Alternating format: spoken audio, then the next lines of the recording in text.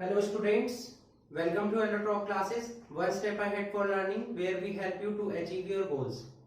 Students, today we will start chapter 3rd from class 10th and the chapter is metals and non-metals. ठीक है, class 10th का हम chapter 3rd आज start करने वाले हैं जिसका नेम क्या है, मेटल्स एंड नॉन मेटल्स है. ठीक है, तो यहाँ पर आज जो हम टॉपिक डिस्कस करने वाले हैं वो कंप्लीट डिस्कशन होगा हमारा बेस्ड किस पर, मेटल्स टॉपिक पर. ठीक है, नेक्स्ट लेक्चर में हम डिस्कस करेंगे नॉन मेटल्स पर. ठीक है, तो आज हम डिस्कस करेंगे मेटल्स पर. मेटल्स क्या होती हैं और उनकी प्रॉपर्टीज क्या होती है, उनकी फिजिकल प्रॉपर्टीज क्या होती है, उनकी केमिकल प्रॉपर्टीज क्या होती है, उनके यूजेस क्या होते हैं, ये सभी कुछ आज हम इस लेक्चर में डिस्कस करने वाले हैं. क्लियर हुआ इतना? उसके बाद आ जाते हैं हम कुछ बेसिक्स पर. देखिए, जिसमें हम मेटल्स हो, नॉन मेटल्स हो या मेटेलॉइड्स हो, जितने भी एलिमेंट्स हैं उन एलिमेंट्स को साइंटिस्ट ने एक टेबल बनाई हुई है. उस टेबल को हम क्या बोलते हैं, पीरियोडिक टेबल बोलते हैं. ठीक है, उस टेबल में उन एलिमेंट्स को फिक्स किया हुआ है, उनकी प्लेसेस फिक्स की हुई है. जिन्होंने ये टेबल बनाई थी वो साइंटिस्ट थे मेंडलीव. ठीक है, ये चैप्टर 5th जो आपका आएगा केमिस्ट्री में उसमें आपको पढ़ाया जाएगा. फिलहाल आपको इतना ध्यान रखना है कि जितने भी एलिमेंट्स हैं वो कहां पर रखे जाते हैं, पीरियोडिक टेबल में रखे जाते हैं. ठीक है, ओवरऑल 118 एलिमेंट की प्लेसेस दी हुई है पीरियोडिक टेबल में. ठीक है, इनमें से 90 जो है वो नेचुरल है. ठीक है, 90 एलिमेंट्स जो हैं वो नेचुरल हैं, प्रकृति से, नेचर से हमें प्राप्त होते हैं. बाकी जितने रिमेनिंग एलिमेंट्स हैं, ठीक है, जितने रिमेनिंग एलिमेंट्स हैं वो सभी क्या है, मैन मेड हैं. ठीक है, मैन मेड का मतलब क्या हुआ कि उन्हें बनाया गया है.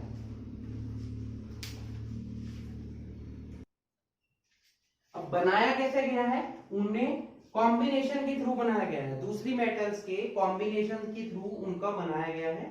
ठीक है, तो ये आपको ध्यान रखना है कि 90 क्या है, नेचुरल है, जबकि रिमेनिंग 28 क्या है, मैन मेड है. ठीक है, अब ध्यान रखेंगे इनमें जो मेजॉरिटी है, इन एलिमेंट्स में जो मेजॉरिटी है वो किसकी है, वो मेटल्स की है. मतलब ज्यादा अमाउंट में मेटल्स प्रेजेंट है पीरियोडिक टेबल में. ठीक है, जबकि जो नॉन मेटल्स हैं वो कम है. केवल 22 एलिमेंट ही ऐसे हैं जो कि नॉन मेटल्स हैं. ठीक है, ज्यादा अमाउंट में कौन है, मेटल्स है. ठीक है, केवल 22 एलिमेंट्स ही ऐसे हैं जो कि नॉन मेटल्स होते हैं. समझ आया आपको इतना? उसके बाद ये ध्यान रखेंगे जितने भी मेटल्स हैं, ठीक है, जितने भी मेटल्स हैं वो सभी क्या है, सॉलिड्स है. एक एक्सेप्शन है इसमें, एक्सेप्ट मरकरी. मरकरी एक ऐसा एलिमेंट है जो कि मेटल तो है बट वो सॉलिड नहीं. किस फॉर्म में मिलता है, लिक्विड में. आपने देखा हुआ होगा थर्मामीटर में जो फिक्स होता है जिसको हम पारा बोलते हैं, वो क्या होती है, कौन सी मेटल होती है, मरकरी होती है. जबकि जो नॉन मेटल्स हैं वो सभी फॉर्म में मिलती हैं.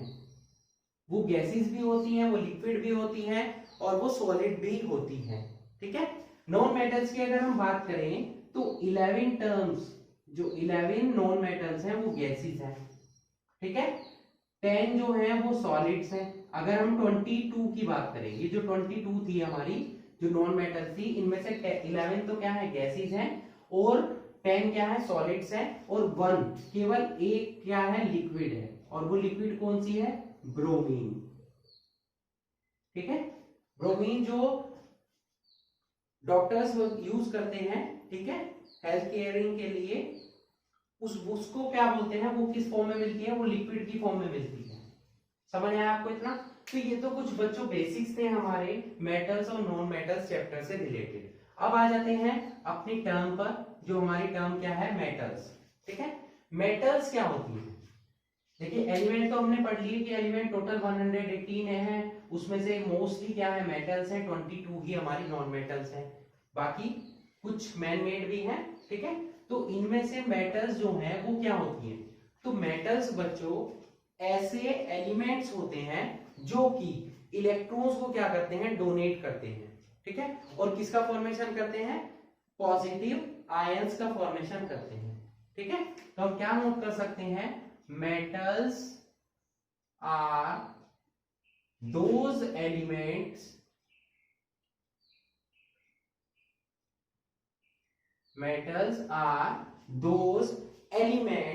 which form positive ions, ये जिसको हम कैटायंस भी बोलते हैं, positive ions by losing electrons. समझ आया आपको इतना कि मेटल्स क्या होते हैं, मेटल्स वो एलिमेंट्स होते हैं जो पॉजिटिव आयंस का फॉर्मेशन करते हैं, कैटायंस का इलेक्ट्रॉन्स को लूज करके, इलेक्ट्रॉन को डोनेट करके। ठीक है, लूज बोल सकते हैं, डोनेट भी बोल सकते हैं। ठीक है, इलेक्ट्रॉन्स को ये डोनेट करते हैं, इनकी ये टेंडेंसी होती है कि इलेक्ट्रॉन्स को डोनेट करेंगे और पॉजिटिव आयन बनाएंगे। For example sodium, potassium, calcium, magnesium etcetera, ये सभी मेटल्स हैं। मैंने वही मेटल्स लिए जो कॉमनली यूज होती हैं, क्लास 10 में हम बार बार यूज करेंगे। अब सोडियम मेटल क्यों है, सोडियम मेटल इसलिए है क्योंकि सोडियम के पास होते हैं 11 इलेक्ट्रॉन्स। कितने, 11, क्योंकि इसका एटॉमिक नंबर कितना होता है, 11, आपने पढ़ा हुआ है। तो ये एक इलेक्ट्रॉन को डोनेट करता है, लूज करता है, और जब इलेक्ट्रॉन को लूज करेगा, कितना इलेक्ट्रॉन लूज किए, 1, तो एक पॉजिटिव चार्ज आएगा इस पर। ठीक है, क्योंकि पॉजिटिव और नेगेटिव तभी तो न्यूट्रल होगा। अब बात कर लेते हैं मैग्नीशियम की। मैग्नीशियम पर कितने चार्ज होते हैं, 2 पॉजिटिव चार्ज होते हैं, क्योंकि ये 2 इलेक्ट्रॉन को डोनेट करता है। एल्यूमिनियम, एल्यूमिनियम पर कितना चार्ज होता है, 3 पॉजिटिव चार्ज आता है, क्योंकि ये 3 इलेक्ट्रॉन डोनेट करता है। ठीक है, अब ध्यान रखिएगा कि आपको कैसे पता चल रहा है कि ये 1 इलेक्ट्रॉन डोनेट करेगा या 2 करेगा या 3 करेगा। ठीक है, वो डिपेंड करता है किस पर, वैलेंस इलेक्ट्रॉन्स पर। वैलेंस इलेक्ट्रॉन्स क्या होते हैं, जो आउटर मोस्ट शेल में प्रेजेंट होते हैं, सबसे बाहर की शेल में प्रेजेंट होते हैं। कौन से इलेक्ट्रॉन्स बोलते हैं उनको, वैलेंस इलेक्ट्रॉन्स। अब जितने भी इलेक्ट्रॉन्स डोनेट कर रहे हैं और पॉजिटिव चार्ज का फॉर्मेशन कर रहे हैं, इन्हीं इलेक्ट्रॉन्स को हम क्या बोलते हैं, वैलेंसी ऑफ दैट एलिमेंट। ठीक है, ये वैलेंसी ऑफ द मेटल, जिस भी मेटल ने जितने इलेक्ट्रॉन डोनेट किए हैं वही उसके क्या हो जाएगी, वही उसकी वैलेंसी हो जाएगी। ठीक है, तो वैलेंसी की डेफिनेशन क्या हो जाएगी, the number of the electrons lose by an atom is known as the valency of that metal. Okay, valency की डेफिनेशन क्या हो जाएगी, the number of the electrons donate और lose by the metal is known as the valency of that metal. Clear हुआ इतना आपको कि metals क्या होते हैं, आई होप आपको अच्छे से क्लियर हो गया होगा। ठीक है, आगे चलते हैं हम इनकी प्रॉपर्टीज पर। तो पहले हम पढ़ेंगे बच्चों इनकी फिजिकल प्रॉपर्टीज, देन हम पढ़ेंगे इनकी केमिकल प्रॉपर्टीज। ओके,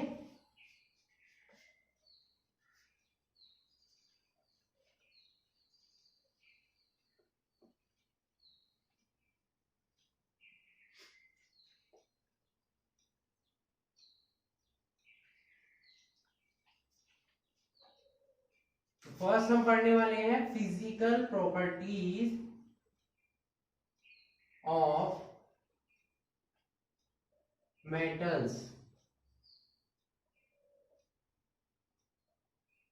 ठीक है, तो पहले मैं आपको वन बाय वन नोट करा देता हूं, उसके बाद हम डिस्कशन करेंगे इन सभी हेडिंग्स पर। ठीक है, तो पहला जो फिजिकल प्रॉपर्टीज हम लेने वाले हैं वो लेने वाले हैं कि मेटल्स क्या होते हैं, मेटल्स का होता है शाइनिंग सरफेस। ठीक है, तो हम क्या नोट करेंगे, मेटल्स possesses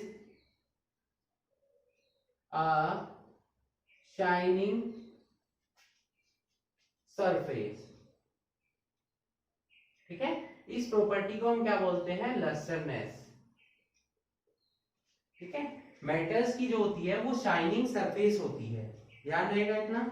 उसके बाद सेकंड पॉइंट, मेटल्स आर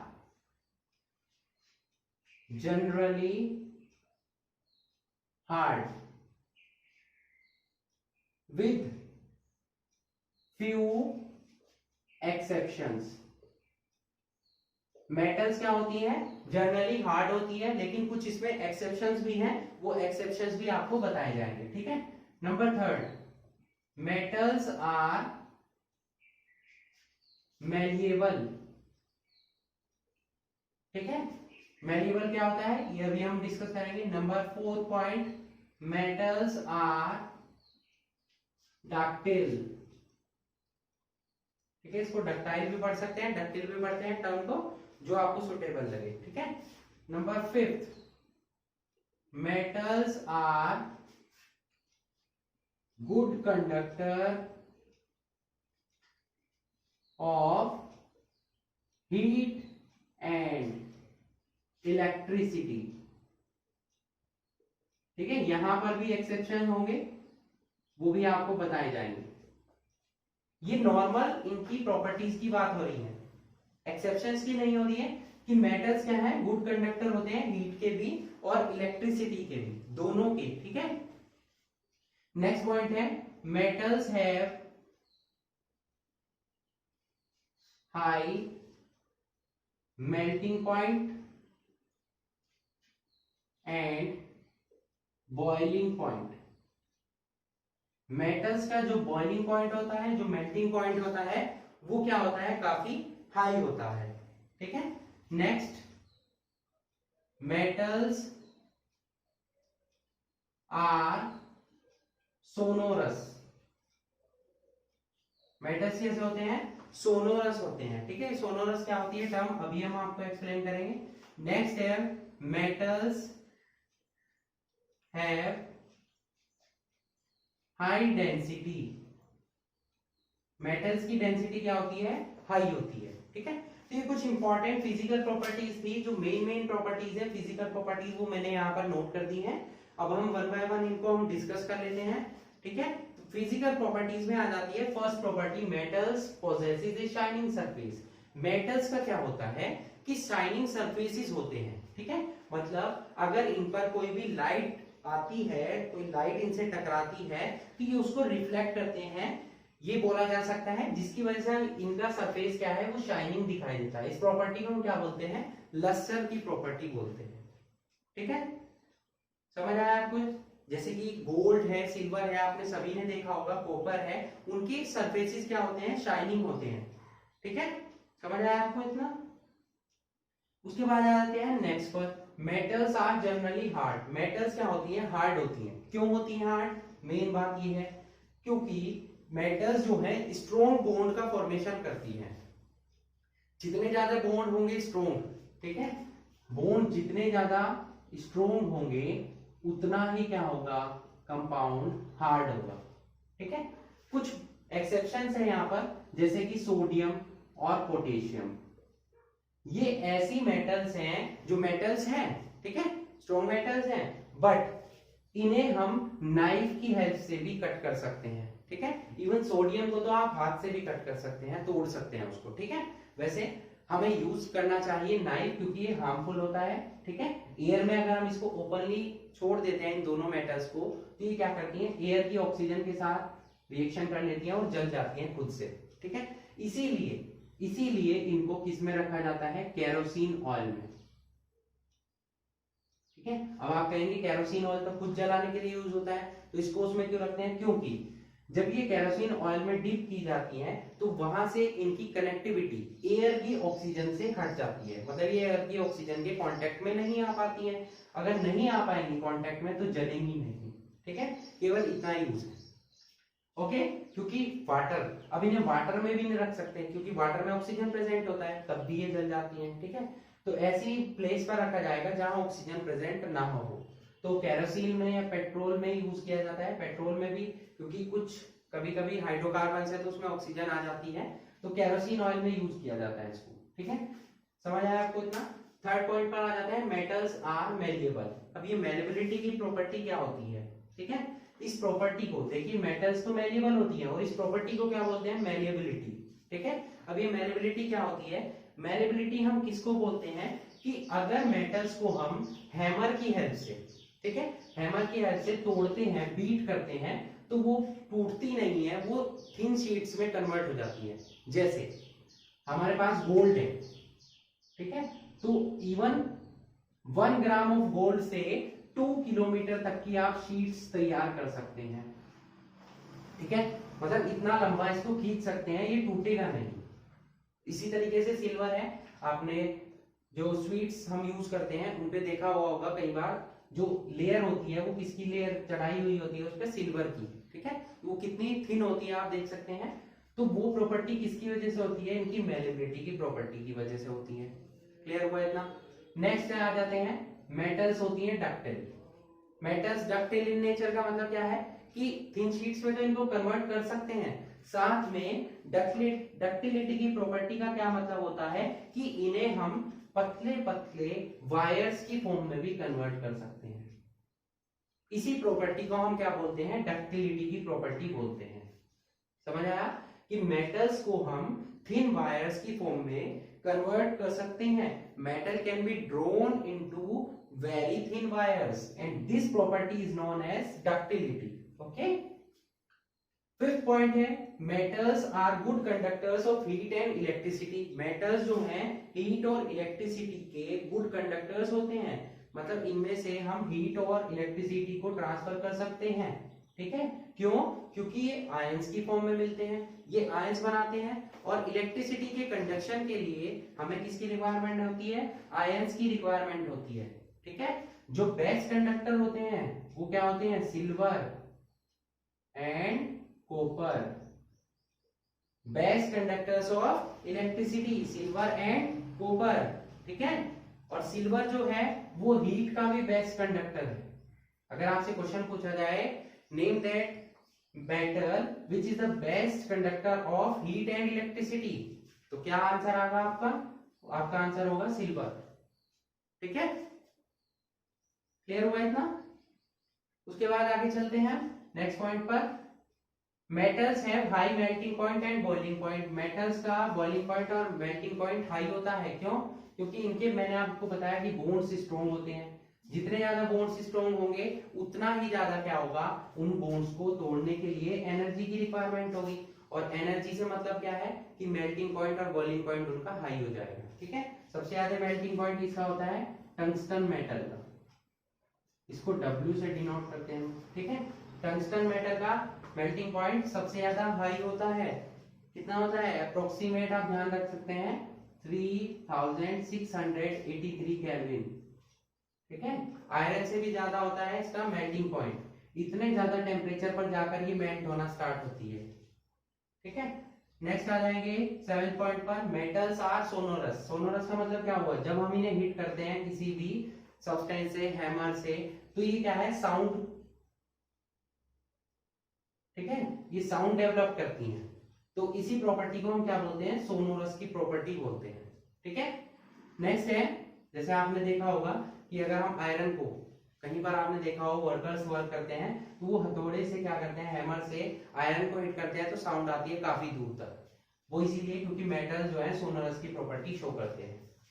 उसके बाद आ जाते हैं 8 पॉइंट पर, in the last point, metals have high density. Density इनकी क्या होती है, हाई होती है, क्योंकि बॉन्ड्स ज्यादा स्ट्रॉन्ग होते हैं, इनके पार्टिकल्स आपस में काफी क्लोज होते हैं, तो मास ज्यादा होता है, मास ज्यादा होगा तो ऑब्वियस सी बात है कि उनकी डेंसिटी भी हाई होगी, ठीक है। तो आई होप आपको ये फिजिकल प्रॉपर्टीज जो मैंने नोट कराई हैं ये आपको अच्छे से क्लियर हो चुकी होंगी, ठीक है। नेक्स्ट चलते हैं हम इनकी केमिकल प्रॉपर्टीज पर, okay, so please note it.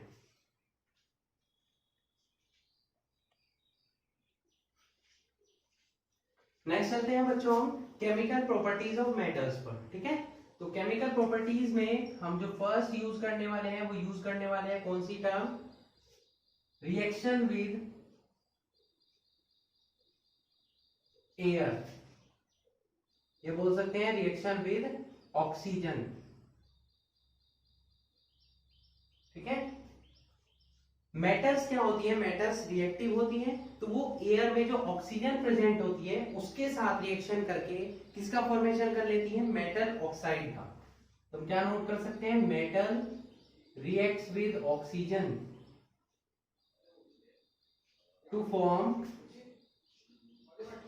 Metal oxide. ठीक है, मेटल ऑक्सीजन से रिएक्शन करेगी और क्या बनाएगी, मेटल ऑक्साइड का फॉर्मेशन करेगी। अब सभी मेटल्स ऑक्सीजन से रिएक्शन करेंगी ऐसा पॉसिबल नहीं है। ठीक है, जैसे कि हमारा गोल्ड है, सिल्वर है, ये सभी कुछ ऐसी मेटल्स हैं जो कि ऑक्सीजन से रिएक्शन नहीं करती हैं क्योंकि ये लेस रिएक्टिव है। ठीक है, और जो रिएक्टिव मेटल्स हैं जो ऑक्सीजन से रिएक्शन भी करती हैं वो भी अलग अलग रेट पर करती हैं। कोई ऑक्सीजन से रिएक्शन करती है जनरल टेम्परेचर पर और कोई उसे हीट अप करने पर करती है। इस टाइप की रिएक्शंस अलग अलग होती है। ठीक है, फॉर एग्जांपल अगर हम एग्जांपल लें, फर्स्ट एग्जांपल, तो सबसे ज्यादा जैसे कि कॉपर है, कॉपर मेटल है, वो ऑक्सीजन से रिएक्शन करती है और किसका फॉर्मेशन कर लेती है, कॉपर ऑक्साइड का। ठीक है, यहाँ इसको बैलेंस करेंगे, 2 से मल्टीप्लाई करेंगे, यहाँ 2Cu हो जाएगा, ये हो जाएगा कॉपर सेकंड ऑक्साइड।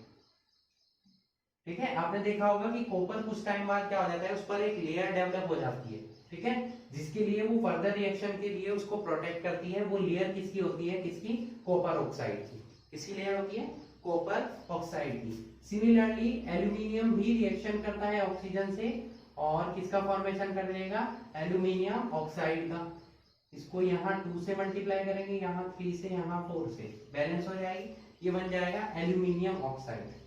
ठीक है, क्लियर हुआ इतना। फॉर एग्जाम्पल और ले लेते हैं एग्जाम्पल, सोडियम या पोटेशियम जो कि ऑक्सीजन से रिएक्शन करती है और किसका फॉर्मेशन कर लेती है, Na2O K2O। ठीक है, इसको बैलेंस करेंगे, यहाँ किससे मल्टीप्लाई करेंगे, 2 से, यहाँ 2 से मल्टीप्लाई कर देंगे। ठीक है, या ये 2 to 4 हो जाएगा, यहाँ 4 से मल्टीप्लाई करेंगे, यहाँ 4 से, यहाँ 2 से। ठीक है, अब देखिए यहाँ पर टर्म जो यूज हो रही है, कहीं हम Cu2O यूज कर रहे हैं, कहीं Na2O यूज कर रहे हैं। यहाँ पर ये अलग अलग फॉर्मूले होते हैं, ये डिपेंड किस पर करते हैं, उन पर चार्जेस कितने हैं। ठीक है, फॉर एग्जांपल ऑक्सीजन पर कितने चार्ज होते हैं, 2 नेगेटिव चार्ज होते हैं। ठीक है, 1 2, तो इसको न्यूट्रल करने के लिए कितने पॉजिटिव चाहिए, 2, जबकि सोडियम पर कितने पॉजिटिव होते हैं, 1। तो इसीलिए इसको 2 से मल्टीप्लाई करके दोनों का फॉर्मेशन होके NO2O का फॉर्मेशन होगा। सिमिलरली एल्यूमिनियम पर 3 पॉजिटिव चार्ज होते हैं जबकि ऑक्सीजन पर 2 होते हैं, तो क्रॉस मल्टीप्लिकेशन के थ्रू ये 2 और ये 3 हो जाएगा। आई होप 9th क्लास में आपने सीखा होगा formation of formulas of compounds. ठीक है, तो इस तरीके से अलग अलग कंडीशंस में अलग अलग मेटल्स क्या है, ऑक्सीजन के साथ रिएक्शन करेगी, फॉर्मेशन हमेशा किसका होगा, मेटल ऑक्साइड का ही होगा।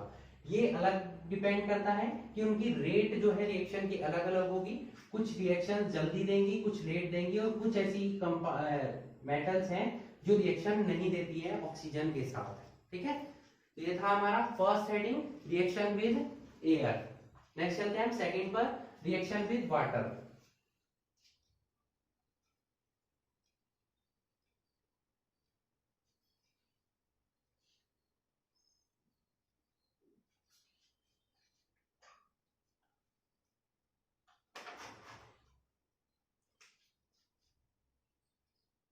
रिएक्शन विद वाटर,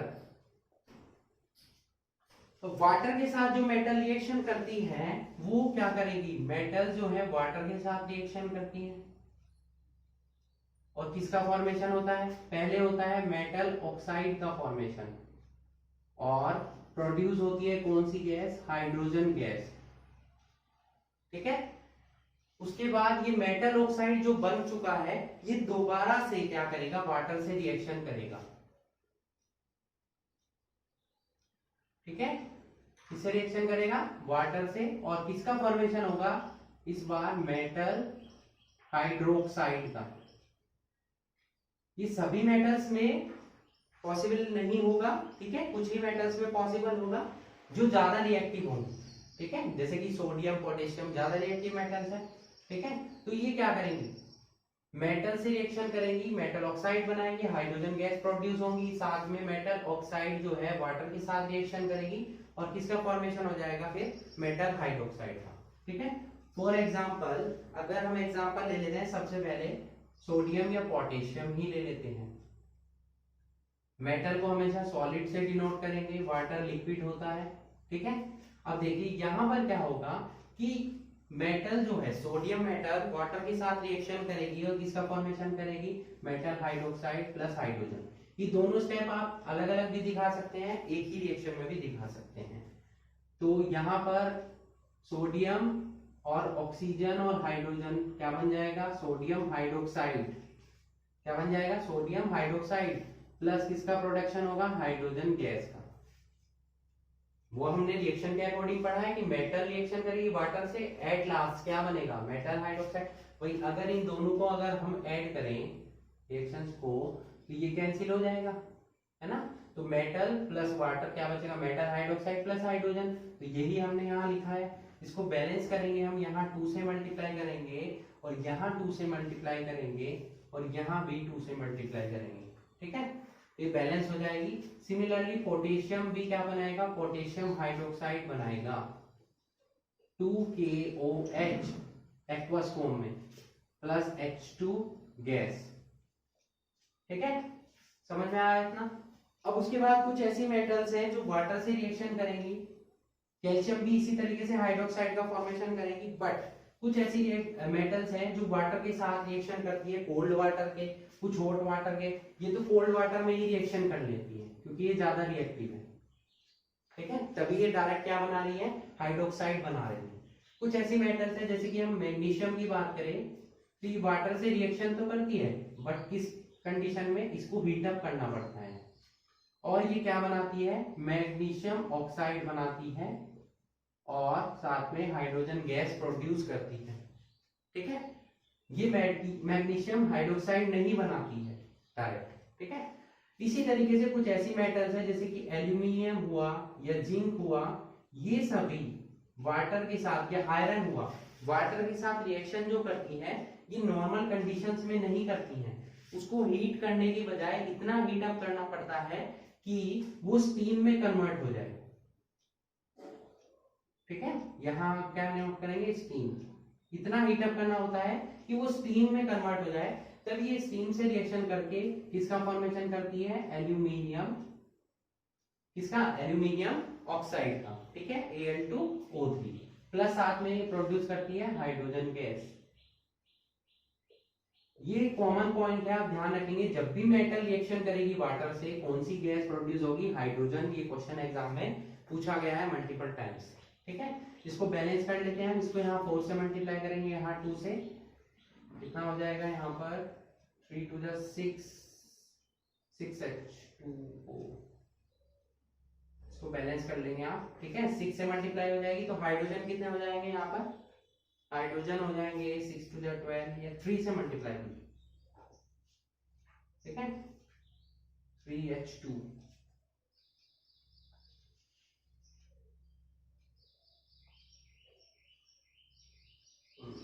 यहाँ पर 2 से कर लीजिए, 2 इसको हटा दीजिए। अब शायद बैलेंस हो जाएगी, 2Al हो जाएगा और ये 3 ऑक्सीजन हो जाएगा और 3 हाइड्रोजन। ठीक है, अब ये बैलेंस हो चुकी है। सिमिलरली जो जिंक है, जिंक भी वाटर से रिएक्शन करेगा, H2O, ये भी स्टीम की फॉर्म में ही होगा और क्या बन जाएगा, zinc oxide plus hydrogen gas.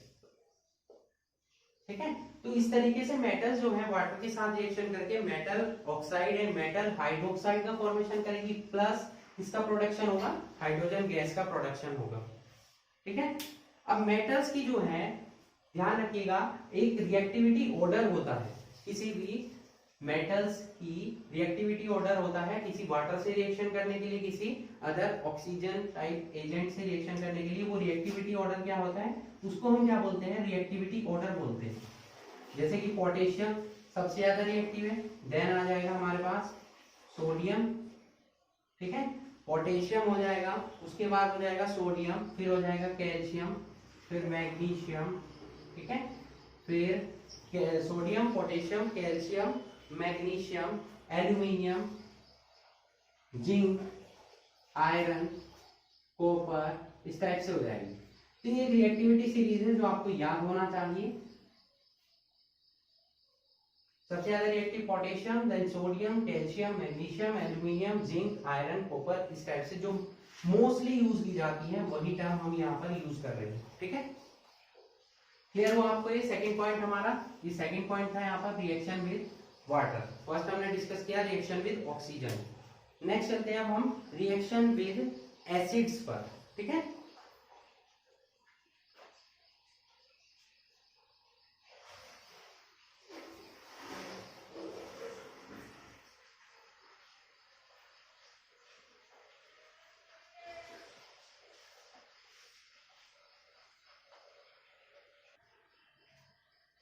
Third heading पर चलते हैं बच्चों।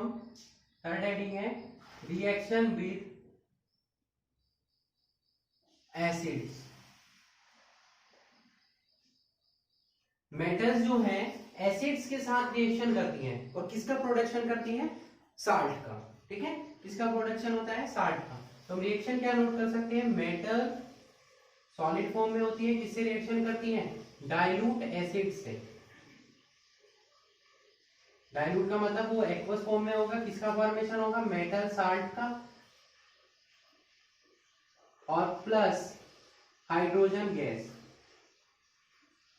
ठीक है, यहां भी आप ध्यान रखेंगे कि मेटल्स की जब रिएक्शन होगी एसिड से तब भी हाइड्रोजन गैस प्रोड्यूस होगी। ठीक है, और मेटल्स की अभी मैंने आपको पढ़ाया था कि मेटल्स की जब रिएक्शन होगी वाटर से तब भी आपके हाइड्रोजन गैस ही प्रोड्यूस होगी। ठीक है, एग्जांपल ले लेते हैं इसका। एग्जाम्पल में ये ध्यान रखेंगे कि रिएक्टिविटी ऑर्डर वही रहेगा जो हमने पढ़ा हुआ है। ठीक है, सोडियम, पोटेशियम, इस टाइप से। तो सपोज हम एग्जांपल ले लेते हैं, कुछ सेपरेट ले लेते हैं। मैग्नीशियम मेटल्स ने रिएक्शन की किससे? किसी एसिड से, HCl से करा देते हैं पहले एक्वस फॉर्म में।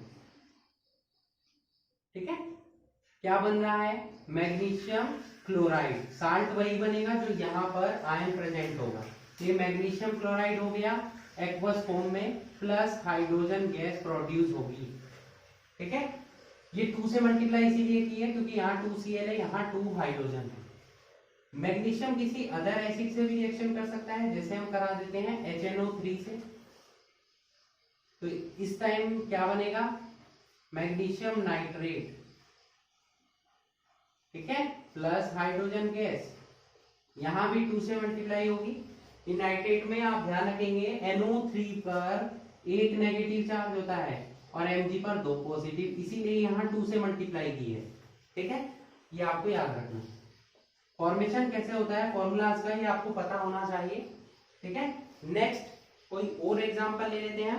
नेक्स्ट एग्जांपल सपोज हम ले रहे हैं किस मेटल का? एल्यूमिनियम ले लेते हैं और HCl से रिएक्शन कराते हैं इसकी।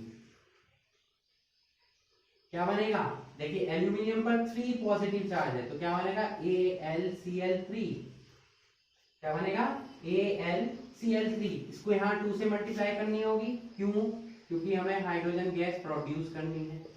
तो 2 का मतलब कितना हो जाएंगे? यहाँ पर Cl कितने हो जाएंगे? देखिए अगर यहाँ 2 से करेंगे तो यहाँ के इसको इक्वल कैसे करेंगे? इसको 2 से मल्टीप्लाई कीजिए आप, तो यहाँ Cl कितना हो जाएगा? 3 2 6, तो 6 हो जाएगा यहाँ। एल्यूमिनियम यहाँ 2 है तो यहाँ 2 से मल्टीप्लाई करेंगे। हाइड्रोजन यहाँ कितने हो जाएंगे? 6, तो यहाँ किससे मल्टीप्लाई करेंगे? 3 से। 3 2 6। इस तरीके से आपकी इक्वेशन क्या हो जाएगी? बैलेंस हो जाएगी। ठीक है, आयरन की भी रिएक्शन करा सकते हैं, किसी अदर मेटल्स की भी रिएक्शन करा सकते हैं। ध्यान रखिएगा रिएक्टिविटी ऑर्डर वही है जो आपको पढ़ाया गया है। ठीक है, सोडियम पहले आएगा पोटेशियम, देन सोडियम। ठीक है, जो भी मैंने आपको नोट कराया था वही रहेगा इसमें। क्लियर हुआ है ना आपको? Metals with reaction with acids. ठीक है, नेक्स्ट पॉइंट पर चलते हैं हम, फोर्थ पॉइंट पर, रिएक्शन विद नेक्स्ट पॉइंट क्या ले लेते हैं हम? Reaction with solution of metal salt.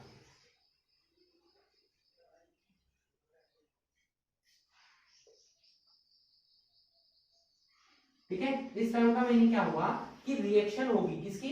Metal salt. एक मेटल की रिएक्शन होगी दूसरे मेटल के साल्ट के सॉल्यूशन से।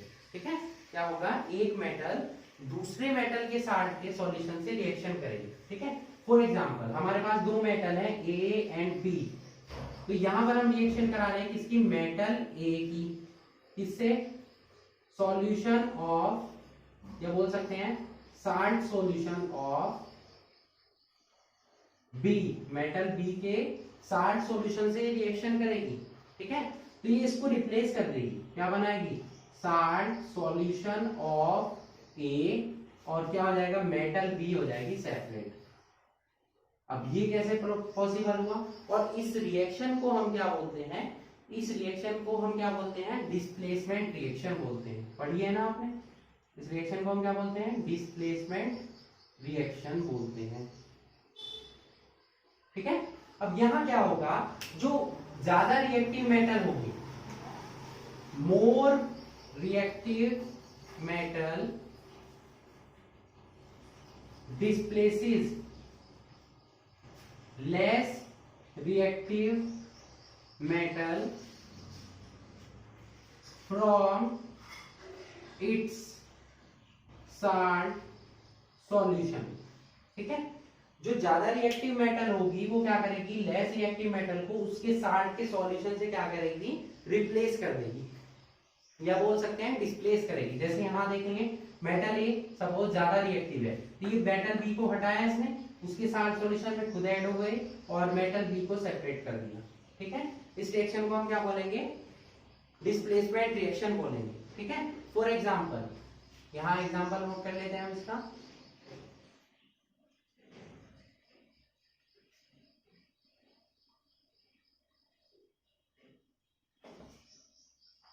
एग्जांपल लेते हैं। फॉर एग्जांपल हम सपोज रिएक्शन करा रहे हैं जिंक मेटल की कॉपर सल्फेट के सॉल्यूशन से। ध्यान रखिएगा यहां दो मेटल यूज हो रही है, जिंक और कॉपर। अभी मैंने आपको रिएक्टिविटी ऑर्डर पढ़ाया, तो उसमें कौन ज्यादा रिएक्टिव है, जिंक, है ना। तो जिंक ज्यादा रिएक्टिव है, तो ये कॉपर को डिस्प्लेस करेगा, क्या बना लेगा, खुद उसके टाइप का सॉल्यूशन बना लेगा, जिंक सल्फेट, है ना, और कॉपर को क्या कर देगा, सेपरेट कर देगा।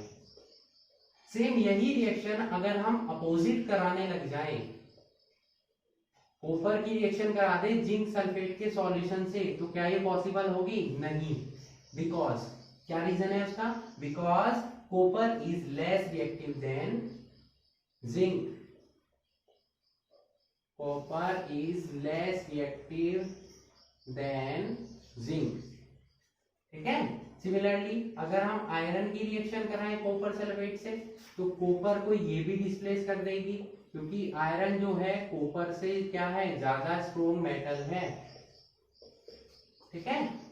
इस तरीके से रिएक्शन होगी, और इस रिएक्शन को हम क्या बोलेंगे, displacement reaction. In this reaction the more reactive metal can displace less reactive metal from its salt solution, ठीक है। ये कुछ इंपॉर्टेंट केमिकल प्रॉपर्टीज थी जो यहाँ पर हम कंप्लीट करते हैं, इसको कंप्लीट हो जाती है ये, ठीक है। यही प्रॉपर्टीज आपसे एग्जाम में पूछी जाएंगी। नेक्स्ट यहाँ पर हमने डिस्कस किया अभी तक कि मेटल्स क्या होती हैं और मेटल्स की प्रॉपर्टीज क्या है, तो अब फिजिकल प्रॉपर्टीज क्या है, केमिकल प्रॉपर्टीज क्या है। अब चलते हैं हम इनके कुछ इंपॉर्टेंट यूजेस पर, okay. So please note it.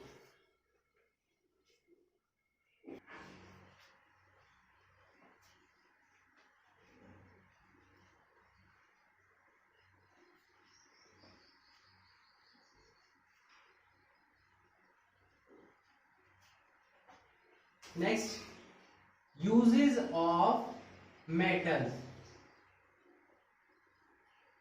देखिए कुछ कॉमन यूजेस लेंगे हम यहाँ पर। मेटल्स के यूजेस एग्जाम में पूछे तो नहीं जाते हैं, बट एक दो यूजेस आपको याद होने चाहिए, ठीक है। जैसे हम आयरन की बात करें, ठीक है, आयरन जो है सबसे ज्यादा यूज होने वाली मेटल है, मोस्ट वाइडली यूज्ड, ठीक है। ये अलग अलग फॉर्म में मिलती है, जैसे कि कास्ट आयरन, इसका नेम होता है कास्ट आयरन, रोट आयरन, ये अलग अलग होता है, ठीक है। आगे आने वाली क्लासेस में हम आपको पढ़ाएंगे कास्ट आयरन क्या होता है, रोट आयरन क्या होता है। चलिए ये नहीं सुना होगा आपने, स्टील जरूर सुना होगा। स्टील जो है आयरन की एलोय होता है, ठीक है। मेटल और नॉन मेटल को मिला के क्या मिलता है, एलोय मिलता है। तो स्टील जो है वो आयरन की एलोय है, जो कि मोस्टली यूज होता है, आपने देखा होगा, ठीक है। नंबर 2 पॉइंट ले अगर हम कॉपर और एल्यूमिनियम, कॉपर और एल्यूमिनियम कहां पर यूज होता है, कहां पर यूज होता है, वायर्स बनाने में यूज होता है, क्योंकि ये क्या होते हैं, good conductors of electricity. Electricity के क्या होते हैं, ये गुड कंडक्टर्स होते हैं, इसीलिए इनका यूज किया जाता है वायर्स बनाने के लिए। ठीक है। नंबर 3 गोल्ड और सिल्वर, ये किसमें यूज होते हैं, ज्वेलरी बनाने में यूज होते हैं। ठीक है। गोल्ड और सिल्वर क्या है, ज्वेलरीज बनाने में यूज होते हैं, साथ ही यूज होते हैं डेकोरेटिव पर्पसेस के लिए। ठीक है। ये वो मेटल्स हैं जो यूज की जाती है अलग अलग इनके पर्पसेस के लिए। ठीक है। गोल्ड हो गया, सिल्वर हो गया, कॉपर हो गया, एल्यूमिनियम हो गया। ठीक है। नेक्स्ट ले लेते हैं हम जिंक। जिंक किसके लिए यूज होती है, जिंक यूज होती है गैल्वेनाइजिंग के लिए, गैल्वेनाइजिंग ऑफ आयरन। अब ये गैल्वेनाइजिंग क्या होता है, देखिए जो रिएक्टिव मेटल होती है, आयरन रिएक्टिव मेटल है, तो ये एयर के साथ रिएक्शन करती है, इस पर क्या हो जाता है, जंग लग जाता है, रस्ट। ठीक है। इस रस्ट से प्रोटेक्ट करने के लिए ही इस पर एक लेस रिएक्टिव मेटल की लेयर चढ़ा दी जाती है। उसी लेयरिंग प्रिपेयरिंग को हम क्या बोलते हैं, गैल्वेनाइजिंग ऑफ मेटल। ठीक है।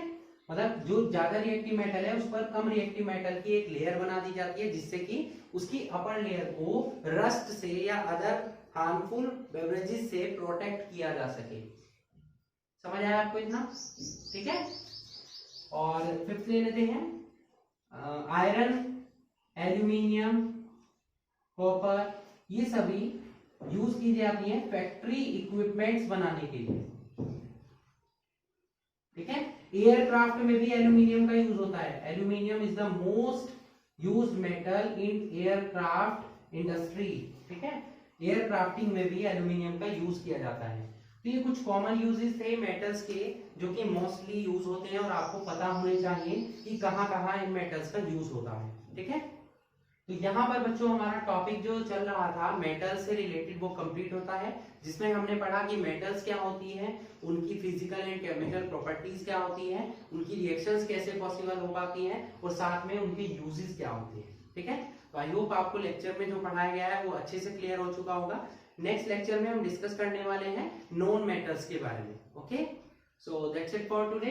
Hope you enjoyed the video and thanks for watching.